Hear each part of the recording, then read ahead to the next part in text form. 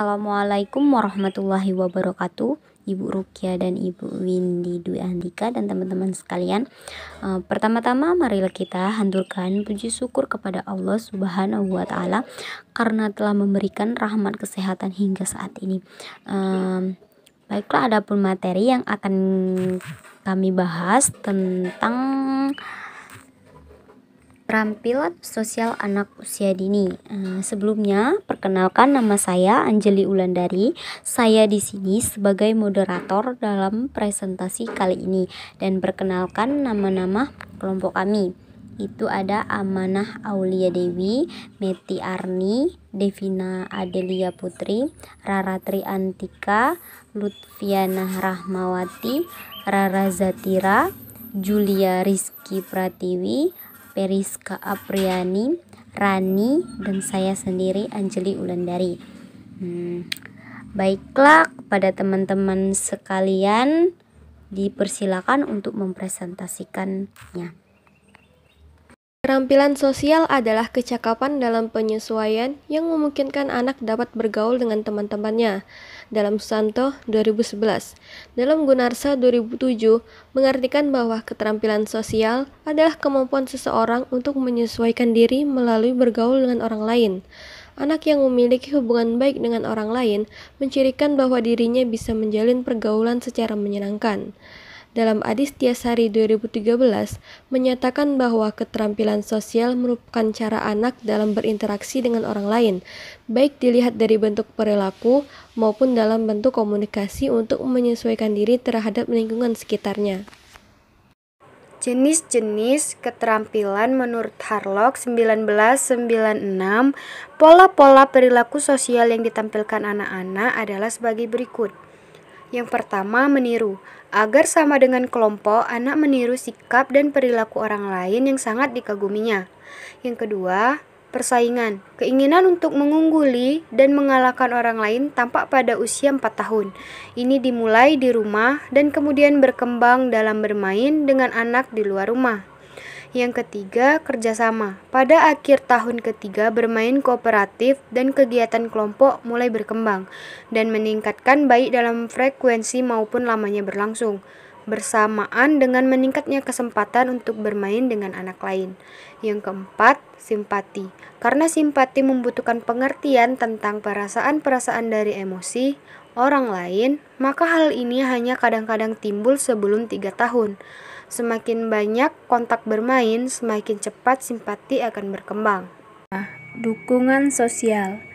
Menjelang berakhirnya masa anak-anak, dukungan dari teman-teman menjadi lebih penting daripada persetujuan orang-orang dewasa. Anak beranggapan bahwa perilaku nakal merupakan cara untuk memperoleh dukungan dari teman-teman sebaya. 6. Membagi. Dari pengalaman bersama orang lain, anak mengetahui bahwa salah satu cara memperoleh persetujuan sosial dengan membagi miliknya, terutama mainan untuk anak lain. Lambat laun, sifat mementingkan diri sendiri berubah menjadi sifat murah hati. 7. Perilaku akrab. Anak yang pada bayi memperoleh kepuasan dari hubungan yang hangat, erat, dan personal dengan orang lain, berangsur-angsur memberikan kasih sayang kepada orang lain di luar rumah, seperti guru, taman kanak-kanak, atau benda mati seperti mainan kesayangan atau bahkan selimut atau objek kesayangan. Tentang dimensi-dimensi keterampilan sosial. Menurut Goldman, tahun 1999, untuk dapat meraih puncak prestasi, keterampilan sosial atau social skill memiliki makna inti. Makna intinya adalah adanya kemampuan atau kepintaran individu berupa seni untuk menangani emosi orang lain dan mengunggah respon orang lain sehingga terjadi hubungan sosial yang lancar. Hubungan sosial yang lancar terjadi dapat ditinjau dari dimensi-dimensi dari keterampilan sosial yang menjadi indikatornya, yaitu pertama, dimensi pengaruh, yaitu suatu dimensi yang menggambarkan suatu kemampuan individu untuk mempengaruhi secara efektif sehingga orang lain terpengaruh olehnya. Ciri-ciri orang yang dapat mempengaruhi orang lain diantaranya adalah terampil dalam persuasi, menyesuaikan presentasi untuk menarik hati pendengar, menggunakan strategi yang rumit seperti memberi pengaruh tidak langsung untuk membangun konsensus dan dukungan, memadukan dan menyelaraskan peristiwa-peristiwa dramatis agar menghasilkan sesuatu secara efektif. Yang kedua yaitu dimensi komunikasi, yaitu suatu dimensi untuk mengukur kemampuan individu untuk berkomunikasi dengan cara mendengarkan secara terbuka dan mengirimkan pesan yang dapat meyakinkan kepada orang lain.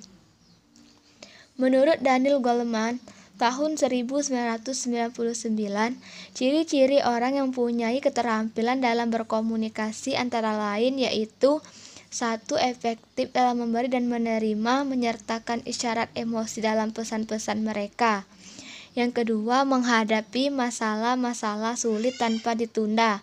Ketiga, mendengarkan dengan baik, berusaha saling memahami dan bersedia berbagi informasi secara utuh.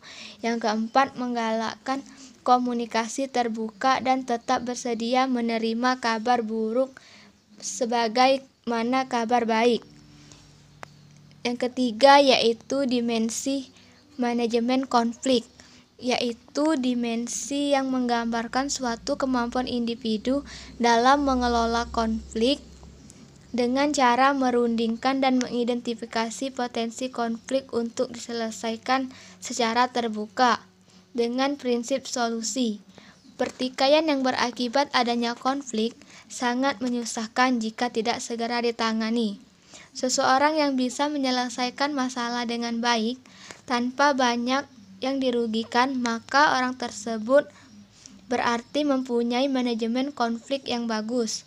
Dalam hal ini, Goleman tahun 1999 menuturkan bahwa orang yang bisa memanajemen konflik mempunyai kecakapan-kecakapan di antaranya, yaitu 1. Menangani orang-orang sulit dan situasi tegang dengan diplomasi dan taktik. Yang kedua, mengidentifikasi hal-hal yang berpotensi menjadi konflik, menyelesaikan perbedaan secara terbuka, dan membantu mendinginkan situasi. Yang ketiga, menganjurkan debat dan diskusi secara terbuka. Yang keempat, mengantar ke solusi menang-menang. Baiklah, selanjutnya akan dijelaskan oleh teman kami yaitu Priska Apriani. 4. Dimensi kepemimpinan, yaitu suatu dimensi yang menunjukkan kemampuan individu dalam memimpin dengan cara mengilhami, memotivasi, dan membimbing individu ke arah tujuan yang benar. Salah satu yang ditempuh oleh pemimpin adalah untuk membangun kreativitas adalah dengan menangkap perasaan-perasaan secara kolektif yang tidak diucapkan itu lalu mengungkapkannya kepada mereka, atau bertindak sedemikian yang tanpa kata-kata pun menunjukkan bahwa mereka dimengerti. Jika pemimpinnya dapat mengarahkan kebaikan dan kesuksesan, maka orang-orang yang di bawahnya juga ikut terkenal sukses. Sebaliknya, jika pemimpinnya membuat kegaduhan, berbuat yang tidak baik, dan arahannya tidak menguntungkan, maka orang-orang yang di bawahnya juga terkenal jelek bahkan. Ciri-ciri orang yang punya kecakapan dalam seni memimpin diantaranya yaitu 1. Mengartikulasi dan mengembangkan semangat untuk meraih visi serta misi bersama. 2.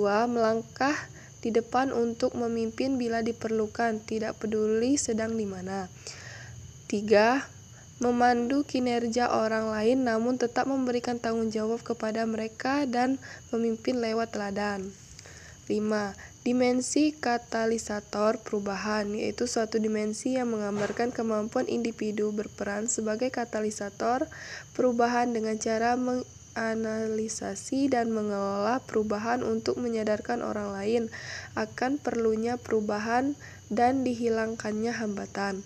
Mengawali suatu perubahan tidaklah mudah untuk bisa bergerak dan sukses dalam mencapai tujuan. Perubahan diperlukan ide yang cemerlang, keuletan, dan bekerja cepat. Dengan 3 faktor tersebut, organisasi atau perubahan bisa dengan mudah mengelola suatu perubahan. Adapun orang-orang mempunyai kecakapan dalam katalisator perubahan, yaitu mempunyai ciri-ciri diantaranya: 1. Menyadari perubahan dan dihilangkannya hambatan. 2. Menantang status quo untuk menyatakan perlunya perubahan. 3. Menjadi pelopor perubahan dan mengajak orang lain ke dalam perubahan itu. 4. Membuat model perubahan seperti yang diharapkan orang lain. Kelima dimensi yang menjadi indikator keterampilan sosial tersebut di atas saling terkait dan merupakan satu kesatuan yang dapat memberikan gambaran kemampuan individu dalam mengekspresikan perasaannya, baik verbal maupun nonverbal, sehingga mampu dihadapi orang lain ketika interaksi sosial terjadi. Berdasarkan penelitian yang dilakukan oleh Reggio 1986, terdapat 6 dimensi keterampilan sosial, yaitu: yang pertama, emotional expressivity. Pada dimensi ini mencerminkan kemampuan individu untuk mengekspresikan diri secara spontan dan akurat. Merasa kondisi emosionalnya memiliki kemampuan untuk mengekspresikan sikap nonverbal dan isyarat yang berorientasi interpersonal. Emotional expressivity melibatkan keterampilan dalam berkomunikasi mempengaruhi sikap dan status. Individu dengan emotional expressivity ini mungkin cenderung kurang memiliki pengendalian emosi karena mereka memiliki emosi yang spontan. Yang kedua, emotional sensitivity. Emotional sensitivity mengacu pada keterampilan umum seseorang dalam menerima dan menginterpretasikan komunikasi nonverbal dengan orang lain. Hal itu berkaitan dengan sensitivitas nonverbal. Individu dengan emotional sensitivity yang tinggi terkait dengan kewaspadaan dalam mengamati isyarat emosi nonverbal orang lain, mampu menginterpretasikan komunikasi emosional dengan cepat dan efisien, meskipun pesan tersebut tidak disampaikan secara terang-terangan. Mereka mungkin lebih mudah tersentuh atau terangsang emosinya oleh orang lain dan mudah bersimpati dengan keadaan emosi yang sedang dialami orang lain. Yang ketiga, emotional control. Emotional control merupakan kemampuan umum untuk mengontrol dan meregulasi emosional serta bagaimana mereka menampilkan emosi secara nonverbal. Individu dengan emosional kontrol yang tinggi kemungkinan dapat memainkan emosi dengan baik, mampu menimbulkan emosi dengan isyarat, dan mampu menggunakan konflik emosi sebagai isyarat untuk menyembunyikan keadaan emosional. Misalnya, tertawa tepat pada lelucon, memasang wajah ceria untuk menutupi kesedihan. Yaitu social expressivity. Social expressivity secara umum mengacu pada keterampilan berbicara verbal dan kemampuan untuk melibatkan orang lain dalam interaksi sosial. Orang yang memiliki social expressivity yang tinggi tampil ramah tamah dan suka berteman karena mereka memiliki kemampuan untuk memulai percakapan dengan orang lain. Yang kelima yaitu social sensitivity. Social sensitivity merupakan kemampuan untuk memecahkan kode serta memahami komunikasi verbal yang disampaikan orang lain dan pengetahuan umum tentang norma-norma yang mengatur perilaku sosial dengan tepat. Yang keenam yaitu social control. Social control mengatur pada keterampilan umum menempatkan diri dalam lingkungan sosial. Social control mengukur kemampuan dalam menempatkan diri, bermain peran, dan bagaimana cara individu mempresentasikan atau membawakan diri di depan orang lain. Tentang faktor-faktor yang mempengaruhi keterampilan sosial. Yang pertama yaitu kondisi anak. Ada beberapa kondisi anak yang mempengaruhi tingkat tingkat keterampilan sosial anak antara lain yaitu temperamen anak. Anak-anak yang memiliki temperamen sulit dan cenderung mudah terluka secara psikis. Biasanya akan takut dan malu-malu dalam menghadapi stimulasi sosial yang baru. Sedangkan anak-anak yang ramah dan terbuka lebih responsif terhadap lingkungan sosial. Anak yang mampu bersosialisasi dan mengatur emosi akan memiliki keterampilan sosial yang baik, sehingga kompetensi sosialnya juga tinggi. Anak yang kurang mampu bersosialisasi namun mampu mengatur emosi, maka walaupun jaringan sosialnya tidak luas tetapi ia tetap mampu bermain secara konstruktif dan berani bereksplorasi saat bermain sendiri. Sedangkan anak yang mampu bersosialisasi namun kurang dapat mengontrol emosi cenderung akan berperilaku agresif dan merusak. Adapun anak-anak yang tidak mampu bersosialisasi dan mengontrol emosi cenderung lebih pencemas dan kurang berani bereksplorasi. Faktor yang kedua yaitu interaksi anak dengan lingkungan. Lingkungan yang sangat berpengaruh terhadap perkembangan keterampilan sosial adalah lingkungan keluarga dan lingkungan di luar keluarga, misalnya lingkungan sekolah. Sekolah adalah tempat yang kritis untuk meningkatkan tidak hanya aspek kognitif tetapi juga aspek perilaku dan emosi. Keluarga merupakan lingkungan sosial pertama dalam kehidupan seorang anak untuk tumbuh dan berkembang, baik secara fisik maupun mental. Anak banyak belajar mengembangkan keterampilan sosial baik dengan proses modeling terhadap perilaku orang tua dan teman sebaya, ataupun melalui penerimaan penghargaan saat melakukan sesuatu yang dapat penerima hukuman saat melakukan sesuatu yang tidak pantas menurut orang tua dan teman sebayanya. Faktor yang ketiga yaitu faktor usia. Anak pada usia prasekolah memiliki sifat egosentris yang tinggi dan masih sulit untuk memahami orang lain. Akan tetapi ketika anak mulai memasuki usia akhir kanak-kanak dan mulai bersekolah, maka sikap egosentris anak sudah mulai berkurang. Anak mulai berpusat pada kebutuhan orang lain serta mulai mempertimbangkan orang lain. Faktor yang keempat yaitu jenis kelamin. Anak perempuan dan anak laki-laki memiliki perbedaan pola interaksi. Hal ini mempengaruhi pula pada keterampilan sosial anak. Dua anak yang usianya sama tetapi jenis kelaminnya berbeda, maka keterampilan sosial dan aspek-aspek tertentu juga berbeda. Faktor yang kelima yaitu keadaan sosial ekonomi. Kondisi perekonomian orang tua atau keluarga akan berdampak pada sikap interaksi sosial anak. Secara umum dapat tergambarkan bahwa anak-anak yang memiliki kondisi sosial ekonomi lebih baik, maka anak akan memiliki kepercayaan yang baik pula, seperti yang dikemukakan oleh Derajat. Anak-anak orang kaya memiliki berbagai kesempatan untuk mengembangkan kemampuan sosial pada berbagai kesempatan dan kondisi lingkungan yang berbeda. Painer menyatakan anak-anak yang tinggal dalam keluarga dengan sumber penghasilan ekonomi sedikit cenderung kurang mempunyai kompetensi sosial pada usia muda karena kesempatan sosial jarang karena terbatasnya waktu dan ruang. Faktor selanjutnya yaitu pendidikan orang tua. Pendidikan orang tua sangat mempengaruhi bagaimana anak bersikap dengan lingkungan. Orang tua yang mempunyai pengetahuan yang luas, pendidikan yang baik, maka orang tua akan memahami bagaimana cara memposisikan diri dalam tahapan perkembangan anaknya. Orang tua akan mendukung anaknya agar bisa berinteraksi sosial yang baik dengan lingkungannya. Seperti contoh, orang tua membiarkan anak untuk berinteraksi dengan orang lain, orang tua membiarkan anak untuk bermain dengan teman-temannya.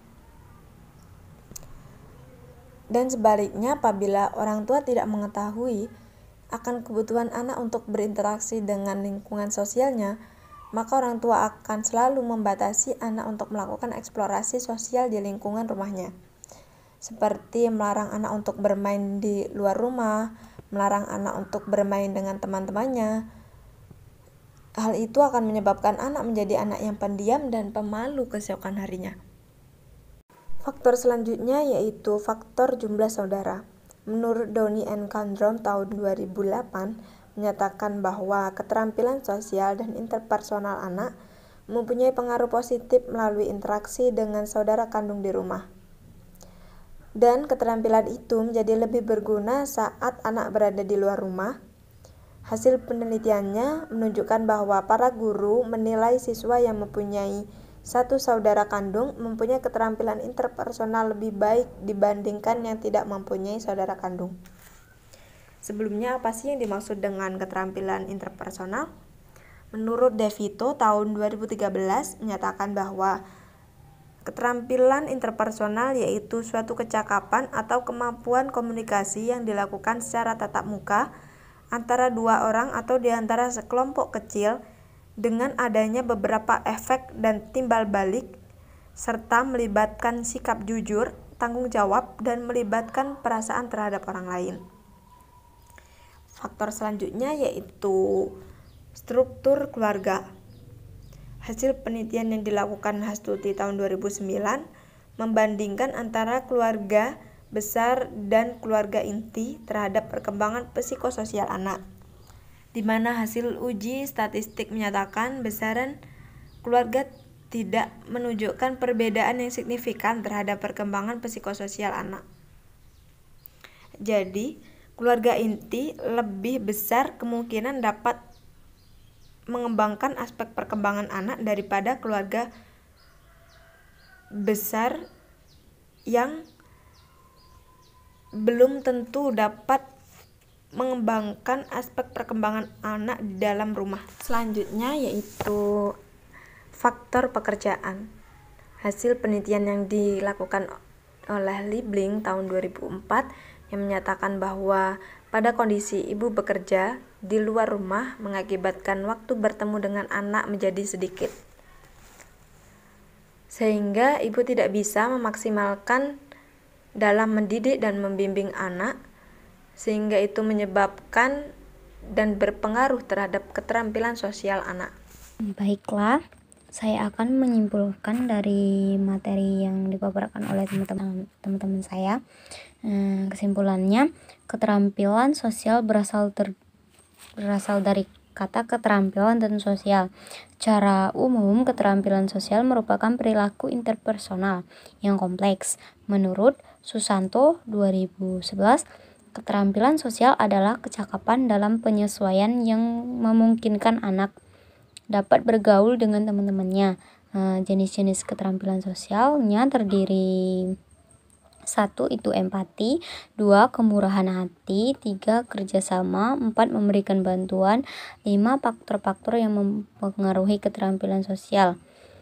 Itu ada A. Kondisi anak, B. Interaksi anak dengan lingkungan, C. Usia, jenis kelamin, keadaan sosial ekonomi, pendidikan orang tua, jumlah saudara, struktur keluarga, dan pekerjaan orang tua.